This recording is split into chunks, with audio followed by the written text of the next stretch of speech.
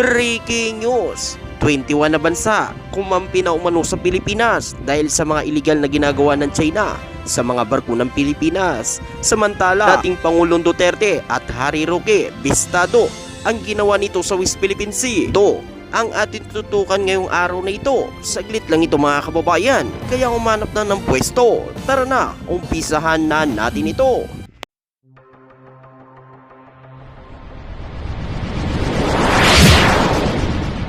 Pang Ilonggo, Please subscribe subscribe and like. and share. Ayan, so magandang araw na naman po no, sa lahat nating mga kababayan. Muli po, nandito na naman ho si Tropang Ilonggo para magbigay sa inyo ng balita about sa may West Philippine Sea po mga kababayan. Ang patuloy po ng pangharas ng mga barko ng China sa mga barko ng Pilipinas sa West Philippine Sea.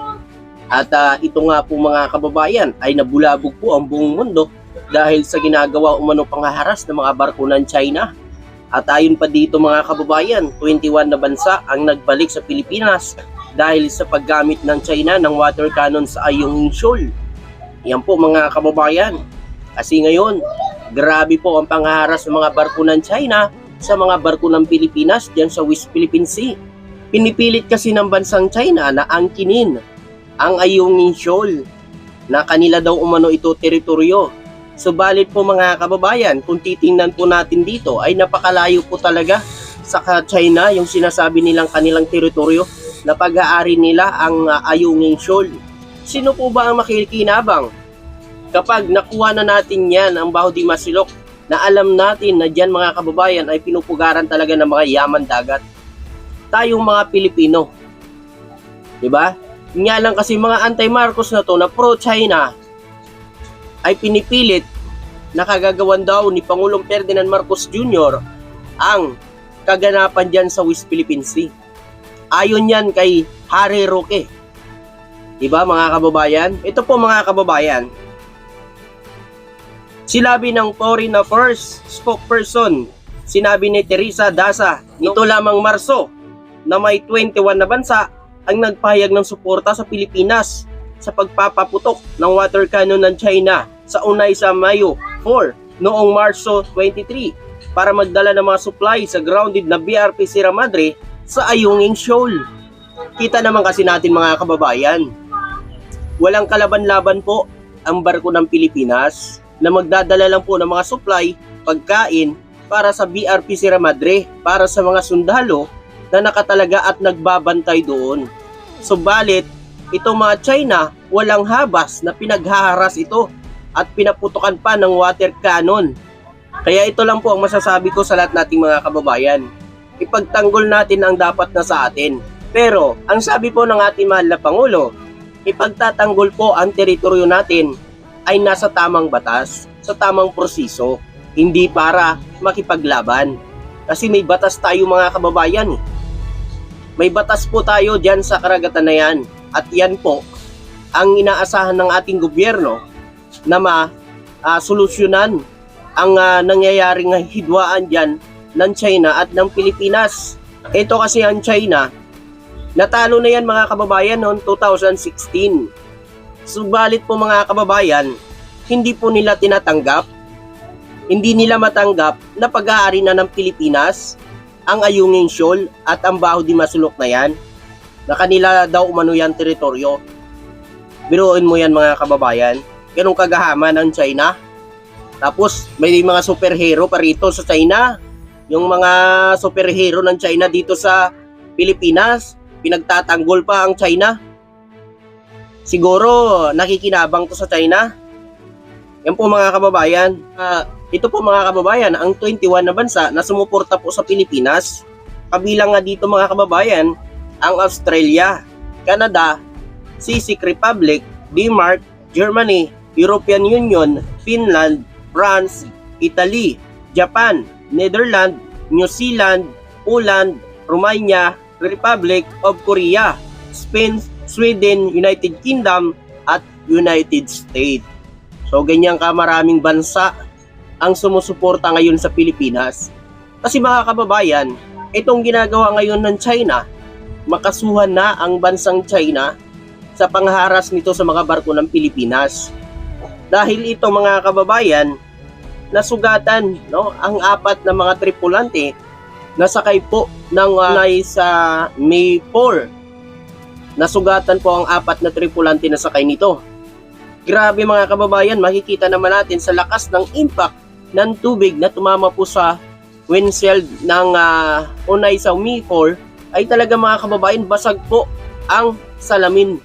Sinabi pa ng Department of Foreign Affairs, DASA, na nananatiling nakatuon na gawin ng lahat na naangkop na diplomatikong aksyon upang iprotesta ang paglabag sa mga karapatan at jurisdiksyon ng soberanya ng Pilipinas.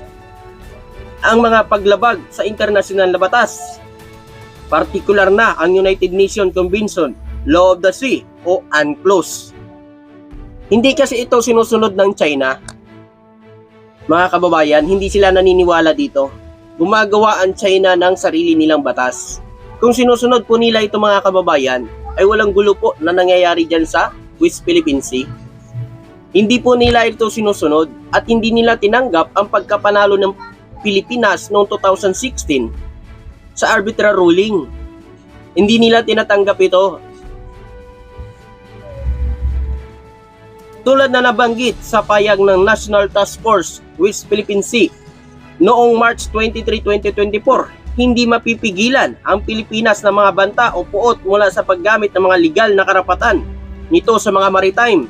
Soon, nito kabilang ang Ayungin Shoal na bumubuo sa bahagi ng Philippine Exclusivong Economic Zone. Kung sumusunod lang po yung China sa patakaran ng UNCLOS, ay wala po talagang mangyayari, no? Wala pong mangyayari na kaguluhan diyan sa West Philippine Sea. At meron pa po dito mga kababayan, tayong ibibigay din sa inyo na picture at ito talaga ang magpapatunay kung gaano po kalayo ang teritoryo ng China sa Ayungin Shoal na pilit nila umano ito inaangkin. Ito po mga kababayan, makikita nyo po dyan sa screen. Ito, 105 lang po mga kababayan ha. Mula Palawan hanggang Ayungin Shoal, 105 kilometers lang po mga kababayan mula Palawan. Tapos sa China naman, 1,285 kilometers. So biruin mo yan mga kababayan kung gaano kalayo sa China. 12 times ang layo mga kababayan. Ganyan kawalang hiya ang China. Kung makikita nyo dito mga kababayan, pag nakuha pa po ito ng China, paano na tayo? Kung makikita nyo po dito mga kababayan, pag nakuha pa po ito ng China, naku mga kababayan, gagapangin at gagapangin ng China yan sa paggawa ng mga artificial na isla. Diba? So, pag ginawa ng China ng artificial na isla yan, lalapit at lalapit yan sa atin mga kababayan. Ganyan ang strategy ng China. Tapos itong ating mga kababayan na tagapagtanggol dito sa Pilipinas ng China, ano ba yan? Hindi ba nila ito nakikita? Na naway Pilipino ang nakikinabang dito. Tingnan nyo, ang nakikinabang ibang bansa, China. Tingnan nyo mga kababayan, napakaliit lang oh, napakaliit na lang, ilang guhit na lang talagang papasok ba kung makuha pa ito ng China. Naku, napakadelikado na pala talaga. At ito pa po mga kababayan, ayon sa narinig ko, may gentleman agreement daw noong nakaraang administrasyon. Kaya ganun daw ang ginagawa ngayon ng China sa Pilipinas. At ayon pa dito po mga kababayan, may kasunduan daw na nangyari. Nahihilain daw umano ang BRP Sierra Madre dyan sa Ayungin Shoal. Tatanggalin daw umano. Naku mga kababayan, pag tinanggal po yan, ang BRP Sierra Madre na yan, wala na mga kababayan. Matik, gagawa ng China yan ng mga artificial na isla dyan. At sisirain nila ang mga yaman dagat na nandyan. Nako, kaya gustong-gusto nila tanggalin kay dyan. Marami silang makukuha na yaman dagat dyan. Diba? Kaya ito po ang sinasabi ko sa lahat nating mga kababayan. Ayon sa Pangulo, Ipaglalaban natin ang West Philippine Sea nasa tamang batas. Hindi tayo gagamit ng dahas, ipaglalaban natin na tayo ay lalaban sa tamang proseso. Nasa batas. Sumusunod sa batas ang bansa. So ang China hindi sumusunod sa batas.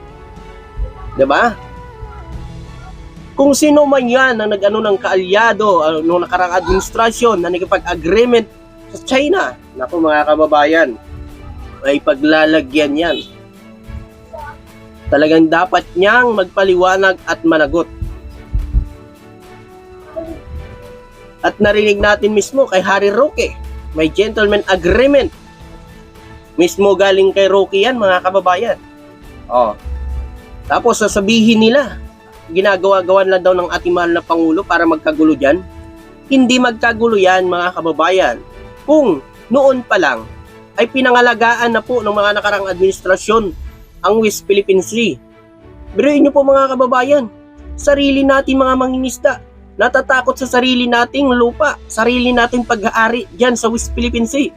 Dahil sa mga ugali ng China na mga panghaharas sa mga barko ng Pilipinas. Ganyan kawalang hiya ngayon ng China. Ngayon, sasabihin po ng mga pro-China na yan, na ginagawan-gawan lang ng ating mahal na Pangulo, ni Pangulong BBM para magkagulo. Ginagawa ng Pangulo yan para mabigyan at matulungan itong ating mga mangingisdang Pilipino at para makuha ang dapat na para sa atin. Hindi para gumawa-gawa ng issue tulad ng sinasabi ni Roque na wala namang legal na batayan. So po mga kababayan, ano ang masasabi nyo at makukomento nyo dito? Papayag ba kayo mga kababayan? Gentleman agreement ng mga nakarang administrasyon? Papayag ba kayo dito na makuha na lang ng China ang teritoryo na pag-aari ng Pilipinas sa West Philippine Sea? Comment nyo nga dyan mga kababayan para alam natin kung papayag ba kayo o hindi. Salamat at magandang araw po sa inyo lahat.